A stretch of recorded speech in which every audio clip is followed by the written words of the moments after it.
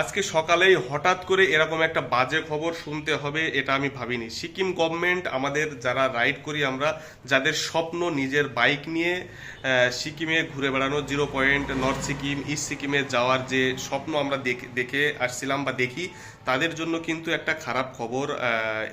Sikkim government কিন্তু ব্যক্তিগত বা পার্সোনাল বাইক নিয়ে আর নর্থ সিকিমে পারমিট দেবে না। অ্যাকচুয়ালি যেসব জায়গায় পারমিট নিয়ে ঢোকা হয়, যেখানে যেখানে পারমিট লাগে সেই জায়গাগুলোই ইস্ট সিকিম, নর্থ সিকিমে যে পারমিটের ব্যাপারটা, সেই জায়গাগুলো কিন্তু সিকিম সরকার ব্যান করে দিচ্ছে। যারা নিজেদের বাইক নিয়ে যাই বা আমরা যাওয়ার চিন্তা ভাবনা করছি, তো ব্যাপারটা হচ্ছে তুমি নিজের বাইক নিয়ে গ্যাংটক পর্যন্ত যেতে পারবা বা মাঙ্গান পর্যন্ত যেতে পারবা। তারপরের থেকে কিন্তু সিকিম গভর্নমেন্টের অথরাইজেশন বা নাম্বার প্লেট নিয়ে তোমাদের সেখান থেকে বাইক নিয়ে যেতে পারবে। যদি তোমরা বাইক নিয়ে যেতে চাও তো রেন্টে বাইক নিয়ে যেতে হবে। এর জন্য সিকিম গভর্নমেন্ট একটা কারণ দেখাচ্ছে। সেটা কি, অনেকেই দেখা যাচ্ছে যে ভালো গাড়ি চালাতে পারে না, রাইড ভালো করতে পারে না, অনেক ধরনের বিপদ হয়।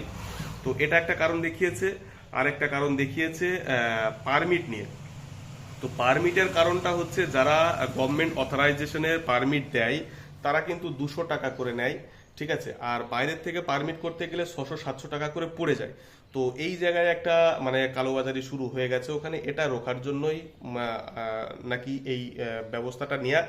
আর যে নতুন নিয়মটা আসছে সেটা হচ্ছে, যদি তুমি পারমিট করো, ইনকেস তুমি যেতে না পারলে সেই পেপারটা তুমি যদি অনলাইনে সাবমিট করো, ইআই এর মাধ্যমে পারমিট দেওয়া হবে।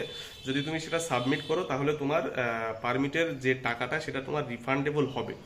এর আগে কিন্তু এরকম রিফান্ড হতো না। তো ব্যাপারটা এটা না, পারমিটের কোনো ঝামেলা থাকতেও পারে, সেদিকে আমি যাচ্ছি না। কিন্তু খারাপ খবর যেটা, সেটা হচ্ছে নিজেদের গাড়ি নিয়ে আদৌ আমরা সিকিমে, নর্থ সিকিম, গুরুদম্বার লেক, 0 পয়েন্টে আদৌ আমরা যেতে পারবো কি, এটা একটা কিন্তু বিশাল কনফিউশন তৈরি হয়ে গেছে।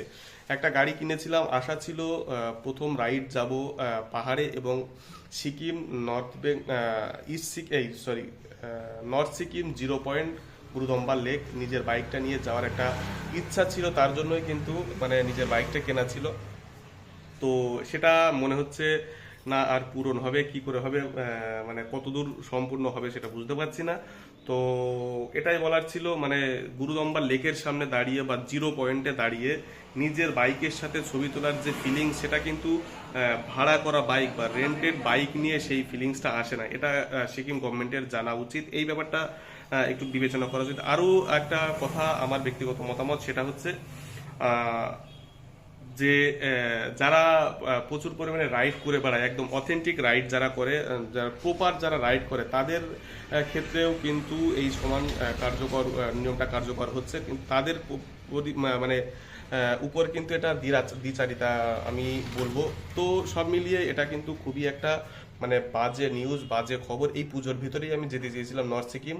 তো সেটা কতদূর কি হবে এটা ভগবানই জানে। তো সর্বোপরি সিকিম গভর্নমেন্টকে রিকোয়েস্ট করব, যেন এরকম কোনো কারণ বা নিয়ম বা আইন না নিয়ে আসতে, যে কেউ নিজের বাইক নিয়ে উঠতে পারবে না। এই ব্যাপারটা একটু বিবেচনা করলে আমাদের মতো রাইডাররা, যাদের ইচ্ছা, যাদের স্বপ্ন যে নিজের বাইক নিয়ে গুরুদম্বা লেকের সামনে গিয়ে দাঁড়াবো, একটা ছবি তুলবো, একটা মেমোরি থাকবে, এটা এটা যেন হতাশ না করে।